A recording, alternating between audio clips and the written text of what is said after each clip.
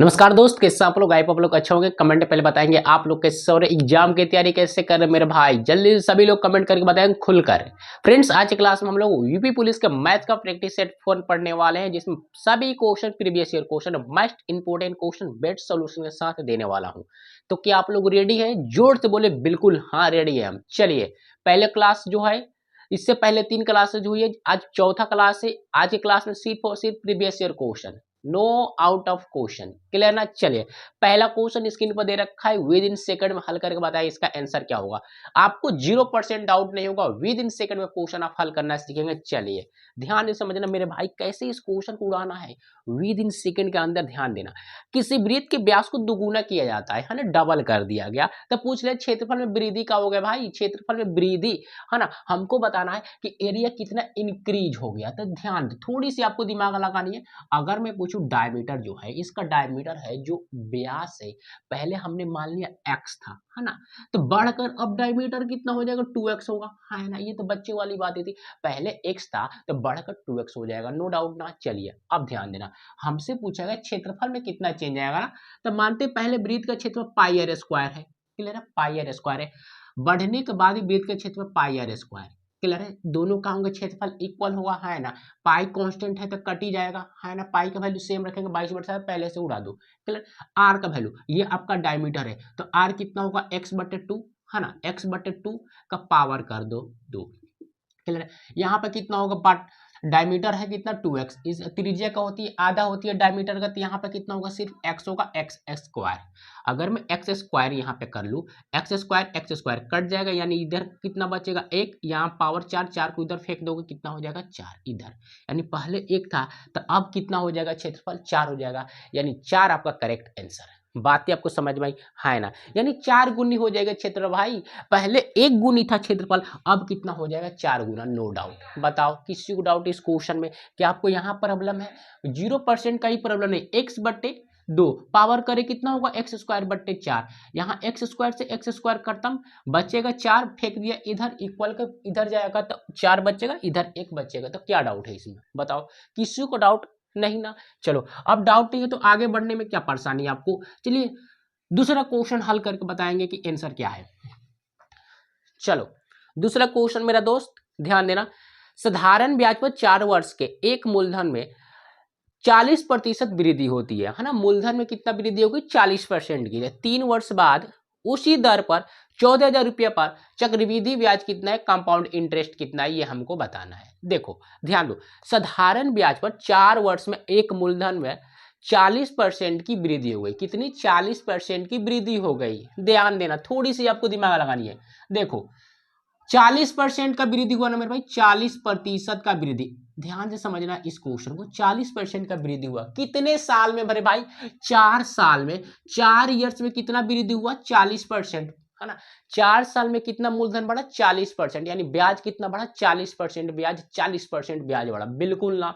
तब मैं पूछूं, एक 1 ईयर्स में कितना ब्याज बढ़ा होगा, 10%, है ना। 1 ईयर्स में कितना ब्याज बढ़ा होगा, 10%, बिल्कुल ना। 1 साल में ब्याज कितना बढ़ेगा, 10%। तो हमारा 1 साल का रेट ऑफ इंटरेस्ट कितना आ गया, 10% आ गया। तो आपको कंपाउंड इंटरेस्ट निकालने में क्या दिक्कत है ना। इसी रेट से हमको निकालना है कंपाउंड इंटरेस्ट, 10% की रेट से। 10% का फ्रैक्शन वैल्यू 1/10 होता है। क्लियर? अगर प्रिंसिपल आपका 10 है, अगर प्रिंसिपल आपका 10 है, तो 1 साल बाद आपको अमाउंट 1 रुपया मिलेगा, माने ब्याज 1 रुपया मिलेगा, चक्रवृद्धि ब्याज 1 रुपया मिलेगा, तो अमाउंट कितना हो जाएगा, 11 रुपया। ये आपका प्रिंसिपल, ये आपका अमाउंट, है ना। बताओ, अगर आपका प्रिंसिपल 10 रुपया है, उस पर 1 यूनिट ब्याज बढ़ा 1 साल में, तो अमाउंट कितना मिलेगा, 11 रुपया, है ना। 3 साल के लिए पूछेगा चक्रवृद्धि ब्याज, तो पावर 3 कर दो। क्लियर है? पावर 3 करोगे, ये कितना हो जाएंगे, 1000। इसका पावर 3 कितना, 1 3 3 1 होता है। क्लियर है? पावर याद रखना है। देखिए, क्वेश्चन में आपका प्रिंसिपल दिया कितना है, 14,000, है ना। यानी 1000 का वैल्यू कितना है, 14,000। सॉरी गाइज, लाइट चली गई थी, फिर आ गई थी, इसके लिए शुक्रिया लाइट के। देखिए, फिर से ध्यान दे लेते हैं एक बार। देखिए, प्रिंसिपल हमारा कितना है 1000 है, जबकि क्वेश्चन में प्रिंसिपल दिया है 14000। क्वेश्चन में प्रिंसिपल कितना दिया है मेरे भाई 14000। तब मैं पूछूं 1 यूनिट का वैल्यू बता दे, तो 1 यूनिट का वैल्यू कितना होगा 14 होगा। 2 जीरो 3 जीरो से 3 जीरो काट दो, 1 यूनिट का वैल्यू 14 हो जाएगा। तो इसको भी हम अमाउंट को भी 14 गुना कर देते हैं, है ना, 14 टाइम। हम अमाउंट को भी 14 टाइम कर देंगे तो कितना होगा 14 कम 14, 14 42 और 4 14 कम 14, 14 42 और एक कितना होंगे 43 के 3 हारसीन 4, और 14 42 और 4 कितना होगा 46, 46 से हारसीन 4, 14 4 18। क्लियर है। यानी आपका अमाउंट कितना होगा 14634। यानी 3 साल का आपका प्रिंसिपल कितना था मेरे भाई 14000। 3 साल के एंड में आपको अमाउंट कितना मिला 18634। तो बताओ आपका कंपाउंड इंटरेस्ट कितना बड़ा होगा। तो compound interest equal to amount minus principal. Amount में से प्रिंसिपल माइनस कर लो, कितना होगा 4634। 4634 आपका क्या हो कंपाउंड इंटरेस्ट यानी चक्रवृद्धि ब्याज। यही क्वेश्चन में पूछा गया कि चक्रवृद्धि ब्याज कितना है 3 साल का। तो ये 3 साल का चक्रवृद्धि ब्याज आपके सामने है 4634। क्लियर है। क्या आपने इस क्वेश्चन को समझा?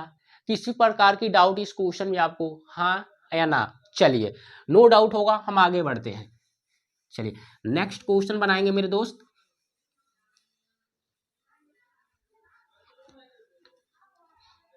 चलो अगला क्वेश्चन मेरे भाई समझते हैं, ध्यान से समझना। देखिए अगला प्रश्न क्या है। रोहित के पास रसगुल्ले और गुलाब जामुन का अनुपात 9:14। उसके द्वारा 6 रसगुल्ले और 7 गुलाब जामुन खाने के बाद अनुपात का जो रेशियो है मेरे भाई कितना है। अनुपात का जो रेशियो 3:5 है। तो हमसे पूछा कि उसके पास कुल कितने रसगुल्ले हैं। तो ध्यान से समझना, उसके पास कुल कितने रसगुल्ले हैं ये हमसे पूछा गया है। तो ध्यान देंगे, इस क्वेश्चन का रेशियो क्वेश्चन है तो रेशियो मेथड से जाएंगे। देखिए R4 क्या होंगे रोहित हो जाएंगे, और क्या है भाई रोहित के पास, रोहित के पास ही है।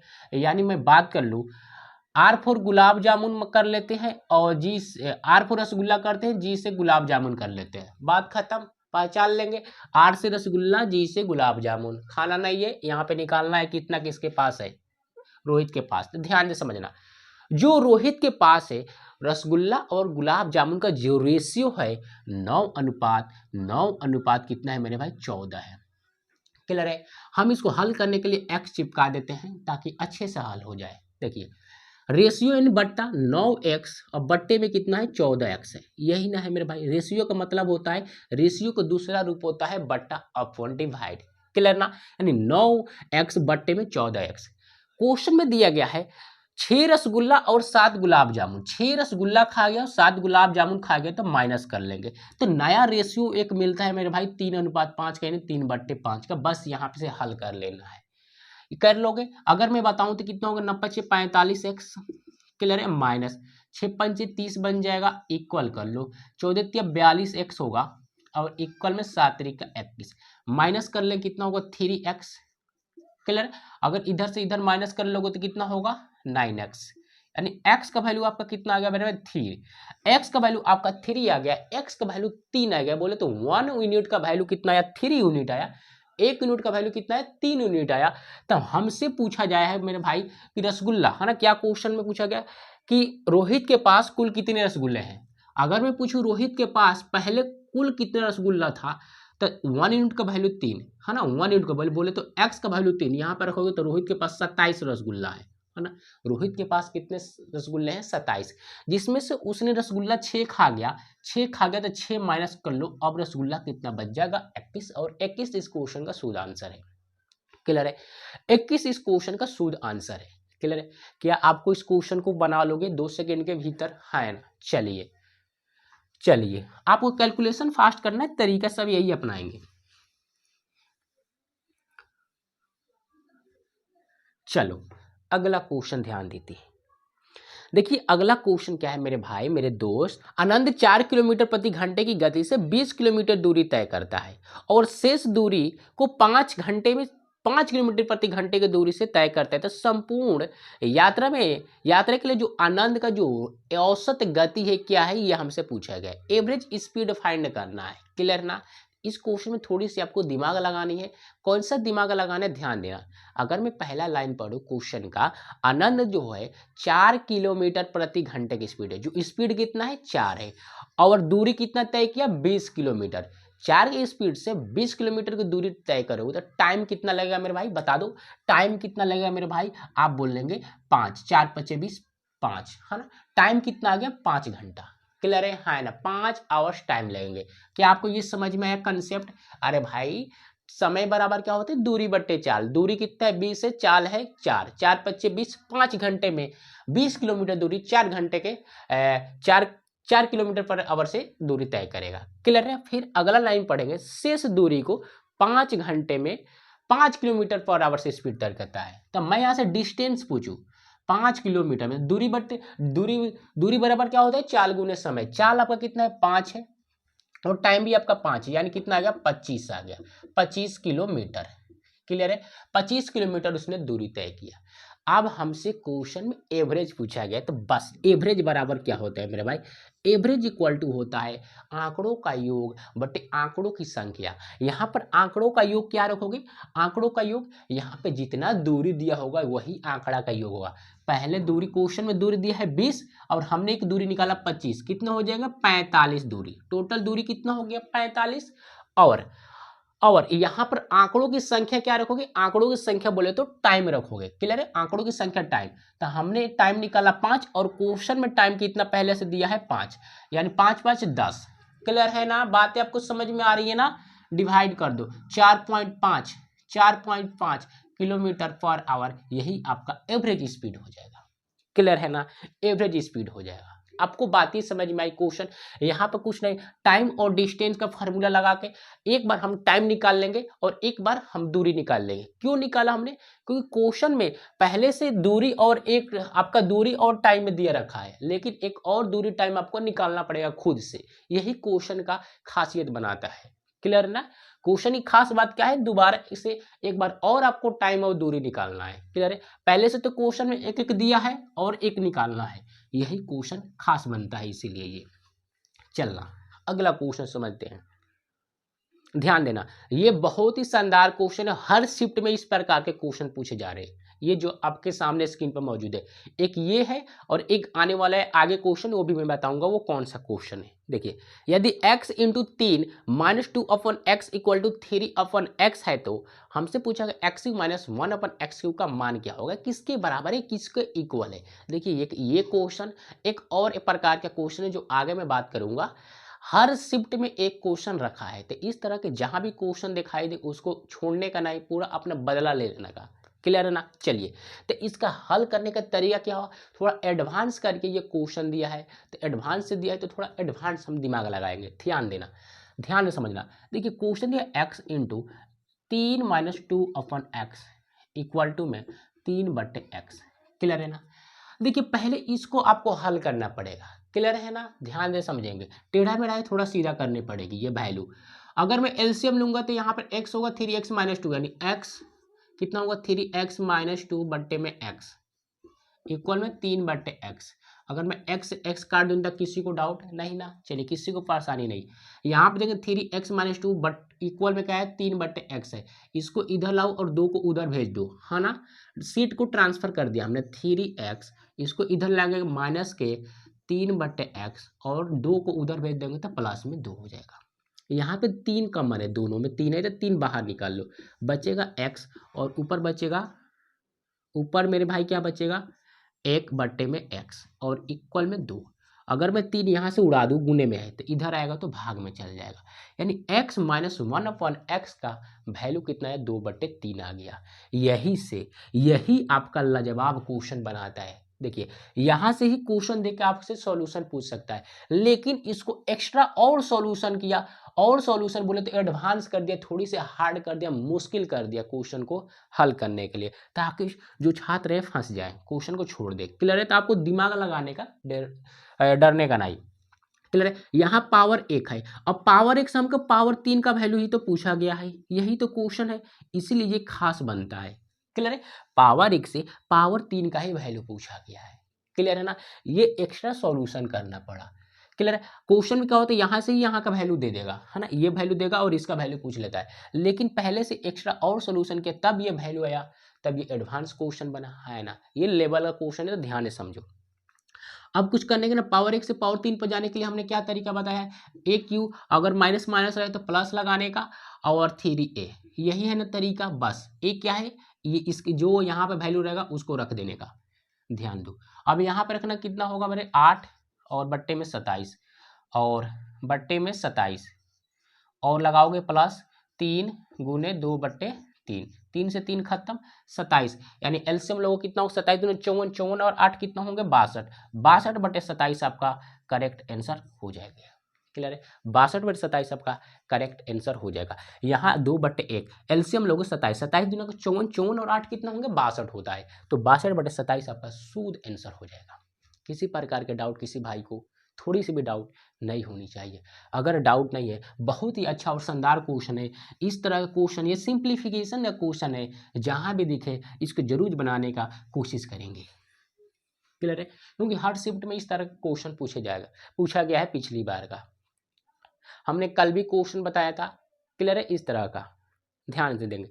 हाँ, अगला क्वेश्चन आ गया, ये आपका जो है अनुपात समानुपात का क्वेश्चन है, रेशियो प्रोपोर्शनल का क्वेश्चन है ना। हमसे इसमें पूछा गया मिड प्रोपोर्शनल कितना होगा। हमने कल बताया था थर्ड प्रोपोर्शनल, फोर्थ प्रोपोर्शनल, आज क्लास में मिड प्रोपोर्शनल जानेंगे। सभी जितना पहले एग्जाम हुआ ये भी क्वेश्चन एकदम फेमस और शानदार क्वेश्चन है एग्जामिनर का। हर शिफ्ट में मेरे भाई ये क्वेश्चन है, मीन प्रोपोर्शनल है, फोर्थ प्रोपोर्शनल या थर्ड प्रोपोर्शनल। क्लियर है ना, कल हमने फोर्थ प्रोपोर्शनल बताया, आज समझेगा मीन प्रोपोर्शनल कैसे निकालेंगे। चलिए, तो मीन प्रोपोर्शनल कैसे निकालते हैं, ध्यान देना। जब भी आपसे पूछा जाए मीन प्रोपोर्शनल तो 2 नंबर यानी रूट में ए बी होता है, ये आप याद रखना। क्या होगा, mean proportional equal to root under a b, root के अंदर ए बी, खोपड़ी के अंदर ए बी रखना। ए बी का मतलब दोनों आपको वैल्यू वहां पे रख देनी है। क्लियर है, तो ए बी का अंदर दोनों वैल्यू रख दो। 0.09 गुने 0.64 बाहर निकालोगे खोपड़ी में से तो कितना होगा 0.03, ये कितना होगा 0.8, दोनों गुना कर लेंगे, दोनों गुना कर लेंगे, जो आएगा वही आपका शुद्ध आंसर होगा। क्लियर है, 8 3 का 24 यानी 0.24 शुद्ध आंसर। क्लियर है ना, ऑप्शन नंबर ए। चलिए, 8 3 का 24, 0.24 आंसर। चलो, ये आपका मेन प्रोपोर्शनल हुआ। अगर मैं क्वेश्चन में आपसे पूछता थर्ड प्रोपोर्शनल बताओ, थर्ड प्रोपोर्शनल बताओ, तो हमने कल ही बताया था थर्ड प्रोपोर्शनल का बी स्क्वायर बट्टे ए लगाना। अगर आपसे पूछा जाए फोर्थ प्रोपोर्शनल बताओ तो बी गुने सी बट्टे में ए कर देना। क्लियर है, ये आपको याद रखनी है या आप टैटू करवा लें। चलिए, थर्ड प्रोपोर्शनल के लिए बी स्क्वायर अपॉन में ए, और फोर्थ प्रोपोर्शनल के लिए बी गुने सी अपॉन में ए। क्लियर है ना। चलिए, क्वेश्चन आपको समझ में आ रहा है, थोड़ी थोड़ी तो समझ में आ ही रहा होगा, ऐसा बिल्कुल नहीं बोलने का, आपको पूरी बातें समझ में आ रही होगी। क्लियर ना, बताओ किसी को डाउट है? अभी तक हमने जितना क्वेश्चन बनाया, क्या किसी भाई बंधु को डाउट, चुल्लू भर भी डाउट नहीं ना? मजा आ रहा है ना। चलिए, जब मजा आ रहा है तो लाइक करने में क्या दिक्कत है। अब वीडियो को जरूर शेयर करें मेरे भाई, शेयर तो अनिवार्य है ना, पैसा नहीं लगेगा। चलिए, इस क्वेश्चन समझिएगा, एज वाला क्वेश्चन है ना। देखिए, सुधीर और आशीष कि वर्तमान आयु का जो रेशियो है 5:7 है। 12 वर्ष पहले उनका आयु का जो रेशियो 1:2 था। अब से 5 साल बाद सुधीर की आयु क्या है ना। अब से प्रेजेंट से 5 साल बाद, है ना, अब बाद भविष्य उसका आयु क्या होगा सुधीर का, ये बताना है सुधीर का। ध्यान देना, इसका सबसे शॉर्ट तरीका मैं बताने की कोशिश करूंगा, समझना। देखिए, S4 क्या होंगे, सुधीर होगा, A4 आशीष होंगे। क्लियर है, यहाँ पे मैं लिखूंगा प्रेजेंट एज का रेशियो। प्रेजेंट एज का रेशियो कितना है मेरे भाई, प्रेजेंट एज का रेशियो कितना है, 5:7, 5:7, ये है प्रेजेंट एज का रेशियो। क्लियर है, प्रेजेंट एज कितने 5:7 में है। क्लियर है ना। 12 साल पहले इनका रेशियो कितना था एज का, तो 1:2 था। क्लियर है, 12 साल पहले इनका एज का रेशियो कितना था, 1:2 था। तो ध्यान दो, पहले हमको पता लगाना है कि प्रेजेंट में कितने साल के हैं दोनों, सुधीर और आशीष। चलिए, ध्यान से समझना, इसके लिए क्या करना होता है, पहले बीच का डिफरेंस देखते हैं। यहाँ बीच का डिफरेंस 1 और 5 के बीच का अंतर कितना है, 4 का। यहाँ है अंतर 5 का, यानी एज का डिफरेंस तो सेम ही रहेगा। कभी भी आप कितने साल पीछे चल जाओ या कितने साल आगे चल जाओ, एज का जो डिफरेंस है हमेशा सेम रहता है।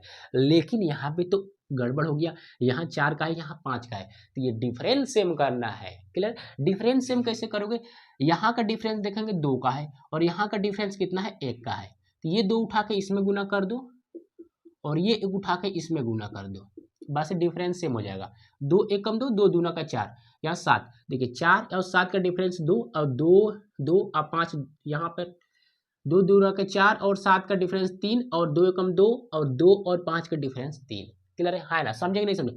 बीच का जो अंतर है कितना आ गया मेरे भाई, 3 का अंतर आ गया, गुना करके देख लो। यहाँ 4 है, यहाँ 7 है, अंतर कितना है, 3 है। यहाँ 5 है, यहाँ 2 है, अंतर कितना है, 3।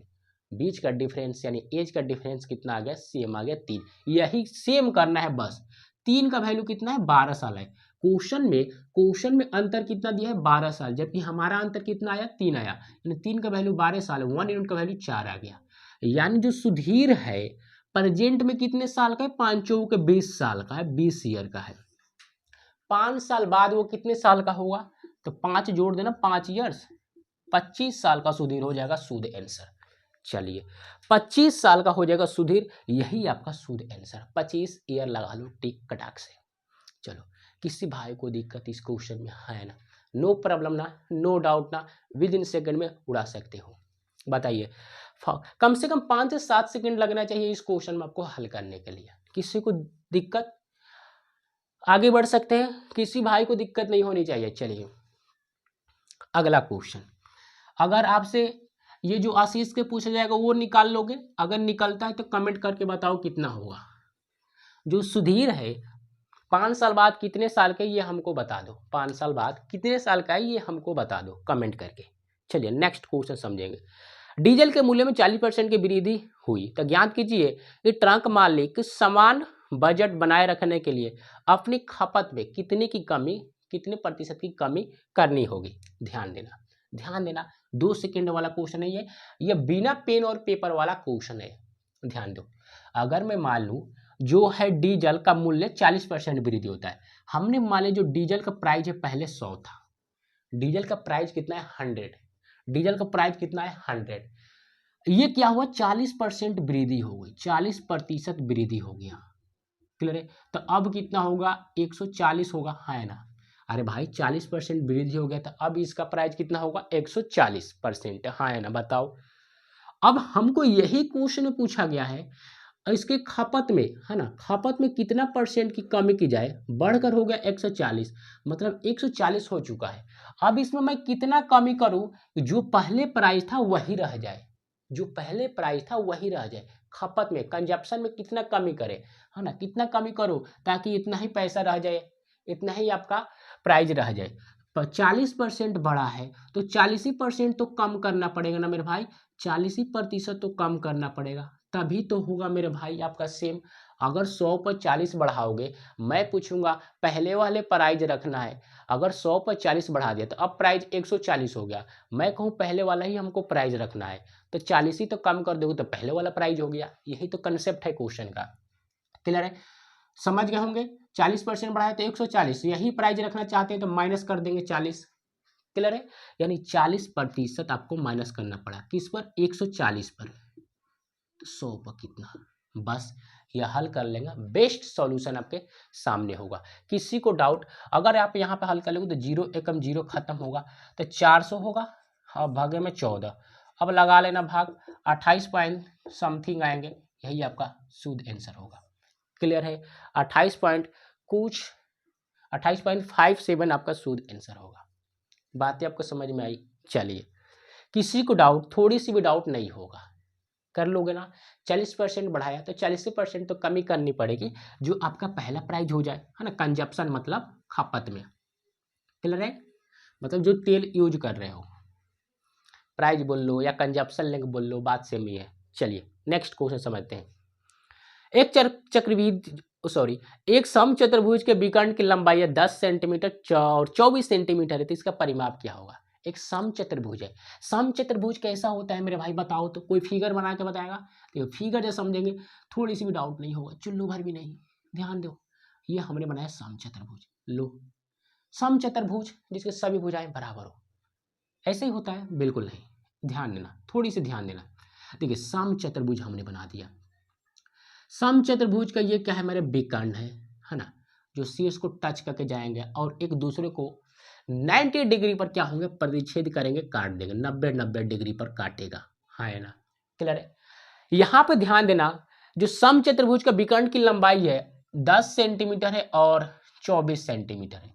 ये 24 सेंटीमीटर है, ये 10 सेंटीमीटर है, या ये 24 मान लो, ये 10 मान लो, कुछ भी कर लो। चलो अब थोड़ा सा ध्यान से समझना, अगर ये विकर्ण 10 है या और 24 है, जो विकर्ण होते हैं मेरे भाई, ये जो है इसके बराबर होगा और ये विकर्ण इसके बराबर होगा, एक दूसरे को बराबर पार्ट में काटते हैं, क्लियर है। और 90 डिग्री पर 90 डिग्री पर प्रतिच्छेद करते हैं, बोले तो काटते हैं। समचतुर्भुज का विकर्ण, अब जो विकर्ण होता है एक दूसरे को बराबर इक्वल पार्ट में काटते हैं और 90 डिग्री पर काटते हैं, क्लियर है। ये अब कंसेप्ट याद रहेगा, क्लियर है ना। ये इसके बराबर होगा, ये इसके बराबर होगा, इक्वल इक्वल पार्ट में डिवाइड होगा।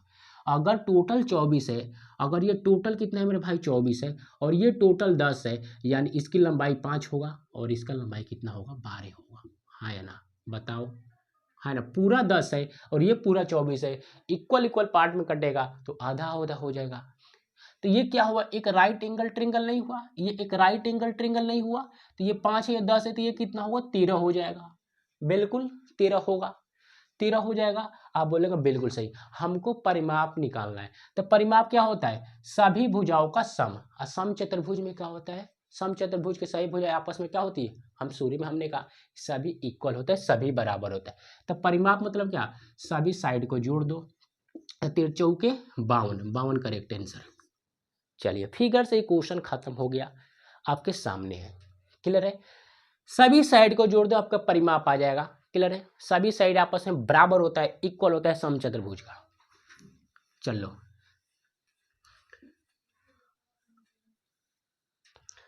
नेक्स्ट क्वेश्चन, अगला क्वेश्चन मेरे दोस्त ध्यान देंगे, WX, Y और Z का जो रेशियो 5, 6 और 9, 12 के अनुपात में लाभ साझा करते हैं। X और Y, जो X और Y का कुल लाभ है 45,000 रुपया, तो W और Z के कुल लाभ बताइए हमको, ध्यान देना। देखिए कौन कौन है, W है मेरे भाई, X है, Y है, Z है, इन तीनों का प्रॉफिट का जो रेशियो है ना, प्रॉफिट का रेशियो कितना है, 5, ध्यान दे समझेंगे, 5 और 6, 9 और 12, ये दिया है प्रॉफिट का रेशियो। WXYZ का प्रॉफिट का रेशियो कितना है, 5 अनुपात 6 अनुपात 9 अनुपात 12। क्वेश्चन में मेरे भाई ध्यान देंगे, X और Y का जो रेशियो है, X और Y का जो प्रॉफिट है 45,000 रुपया है ना। X और Y का कुल प्रॉफिट कितना है, 45,000, मतलब टोटल धन उसका कितना है, 45,000। तो ध्यान से समझिएगा, मैं पूछूं X और Y का टोटल प्रॉफिट कितना है मेरा, 9, 6, 15, 15 है, टोटल प्रॉफिट कितना है, 15 है, जबकि क्वेश्चन में कितना दिया है, 45,000, यानी 15 का वैल्यू कितना है, 45,000। तो 1 यूनिट का वैल्यू कितना, 15 चौके 4,000, 1 यूनिट का वैल्यू कितना आ गया, 4,000। तो हमसे पूछा गया W और Z का प्रॉफिट बता दीजिए, यही ना मेरे भाई क्वेश्चन में, कुल धन यानी प्रॉफिट। W और Z का रेशियो कितना है, 5 और ये 12, 5 और 12 17, 17 गुने 1 यूनिट का वैल्यू 4,000, 17 चौके 68, 68,000 करेक्ट आंसर है। कहाँ गलती हुआ भाई, 15, ओहो 15 या 45 है ना, और 17 51 होगा ना मेरे भाई, सॉरी मेरे थोड़ी सी मिस्टेक हो गई, 17 51 होगा। चलो ये आपका शुद्ध आंसर है, थोड़ी सी मिस्टेक हो गई, इसके लिए क्षमा चाहूँगा, आप क्षमा करेंगे बिल्कुल। चलिए आगे बढ़ते हैं, 17 51,000 क्या होगा, W और Z का प्रॉफिट हो जाएगा, कुल धन हो जाएगा। बातें समझ में आई, बातें आपको समझ में आ रही है, हाँ है ना। चलो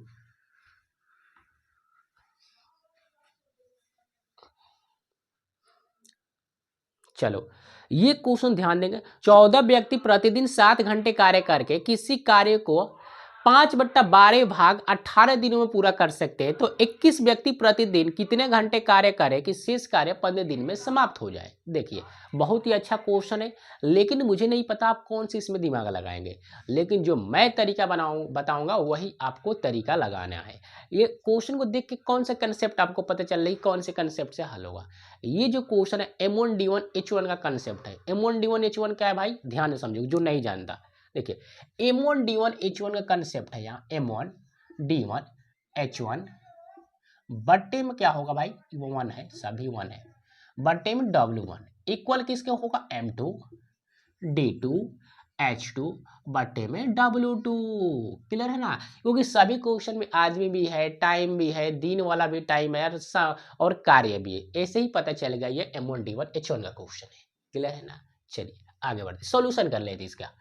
एम का वैल्यू क्या है, इसमें कोई ट्रिक काम नहीं करेगा, बस इसी को याद रखना है। देखिए एम का वैल्यू कितना है मेरे भाई, यानी व्यक्ति, एम फॉर व्यक्ति, डी फॉर डे, एच मतलब आवर्स घंटा, और डब्ल्यू फॉर वर्क कार्य। चलिए एम की जगह आप सभी वैल्यू हम पुट करते हैं क्वेश्चन के हिसाब से। देखना ध्यान से, एम का वैल्यू 14 रख लेते हैं गुने, डी का वैल्यू 18 दिन है गुने, और यहाँ पर घंटा कितना होगा 7 घंटा, और बट्टे में W यानी कार्य कितना है। तो यहाँ पर कार्य वाला कंसेप्ट समझेंगे, कार्य जो है वर्क 5/12 भाग, 5/12 भाग मतलब जो 14 व्यक्ति है सिर्फ 5 काम को ही कंप्लीट करते हैं, जो शेष काम बचेगा ये लोग करेंगे, है ना। पूछा गया शेषी कार्य कितने घंटे में समाप्त होगा 15 दिन में अगर करते हैं तो शेष कार्य कितना बचा 7। अगर टोटल काम 15 है, इसमें से 5 इन्होंने किया, 14 व्यक्ति ने, तो शेष कितना बचेगा, 7 ही तो काम बचेगा ना, तो 7 हो जाएगा शेष। इसमें कितना व्यक्ति है मेरे भाई 21 गुने, यहाँ पर डे का वैल्यू 15 और आपका H2 का वैल्यू निकालना है। बस ये सॉल्यूशन कर ले, शुद्ध आंसर आ जाएंगे। अगर मैं करूँ सॉल्यूशन इसका तो देखिए कैसे, 7 तरीका 21 और कटेगा 3 छक 18, इसको काट लेते हैं, 3 दूना के 6, 3 5 15, और कुछ भी नहीं कटेगा, 14 दूना का 28, 28 सत्ते कितना होता है 196, बट्टे में 5 5 25, है ना। यानी H2 का वैल्यू मतलब आवर्स घंटा आएगा। क्लियर ना, तो 25 से काट लो, 25 से काटो कितनी बार में जाएगा, 25 सत्ते 175, माइनस कर लो 175 इसमें से, यानी 21/25, ये आपका करेक्ट आंसर। 7 से ही 21/25 घंटे में काम को कंप्लीट कर देंगे। कितने व्यक्ति, 21 व्यक्ति 15 दिनों में। चलिए क्वेश्चन को कैसे पहचानना है, M1H2 का क्वेश्चन है, सभी वैल्यू दे रखा होगा, बस इसी को ध्यान में रखना है। इसमें से कोई एक पूछेगा, M1D1H1 का कंसेप्ट लगाना है इस क्वेश्चन में।